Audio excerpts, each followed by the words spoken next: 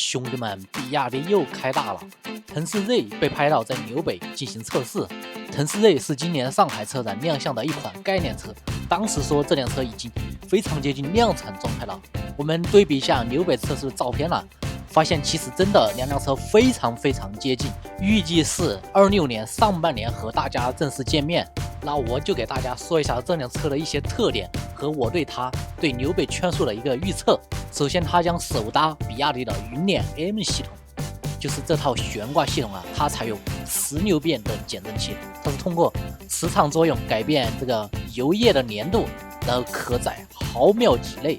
实现这个调节阻尼啊，就是软硬调节可以非常快速的这个完成。之前我开过很多车啊，只要是运动取向的车，它的悬挂无论是可变阻尼怎么调节，舒适档都不会特别的舒适。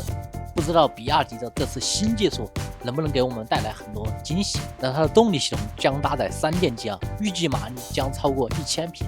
我估计也就在1100和1200匹左右。结合之前我去拍仰望 U9 啊，我目测腾势 Z 它的体型是更小的，因为仰望 U9X 啊，它是能装下4电机，并且是大电池版本，而腾势 Z 是3电机，而且我估计它的电池也将是更小的版本，也就是7到80度左右。而腾势 Z 的纽北圈速，我预计它将很难超过油车版本的保时捷911 GT3，并且对标仰望 U9X 的话，我觉得圈速虽然两个很接近，但是也很难超过它。我们看腾势 Z 的实拍图啊，它的前轴的空力设计和尾翼加上扩散器的设计很像那么回事儿，尤其是前面翼片下面还有一点小的这个襟翼在里面。当然前面既能散热又能提供下压力，加上这个大尾翼也能提供下压力，这方面是能达成的。主要是这个尾部的扩散器我觉得是有一点假的。我拿我心目中 T0级空力设计的超跑法拉利 F80 给大家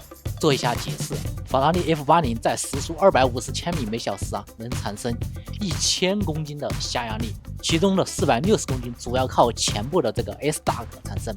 另外的590公斤的下压力靠尾部的扩散器以及尾翼产生，而扩散器提供的下压力也至少应该超过1/3。法拉利 F80 的扩散器啊，长有1.8米，我们看尾部的这个开口是特别大的，而且往里面偷的空间也是非常长的，也就是尾部很多空间都往上翘来收空间，把这个扩散器给弄出来。当然这是 T0级的设计，所以说我们参考的意义不是特别大，而且它还是个油车。我们看腾势 Z 的底部的设计啊，虽然这是一个展车，但是如果我们往下看，其实看到的这个扩散器其实就是一个样子货，没错，作用真的只是装饰。当然这只是个展车，而实车会不会真的有扩散器，其实大家可以想一下，因为它是一个电车，底部是有电池的，如果你往前偷空间其实是很难做到的，是不是？所以说我说腾势 Z 的底部这个扩散器更多的是一个装饰件，其实这也是电车现在空力设计的一大难点，因为车本来就重，如果要在圈速上超越油车，那空力设计上一定要足够优秀，是不是？不过我们马上就会迎来第一个版本答案，保时捷台看 GT Manta Racer， 大家看这个尾部的扩散器啊，是实打实的真家伙。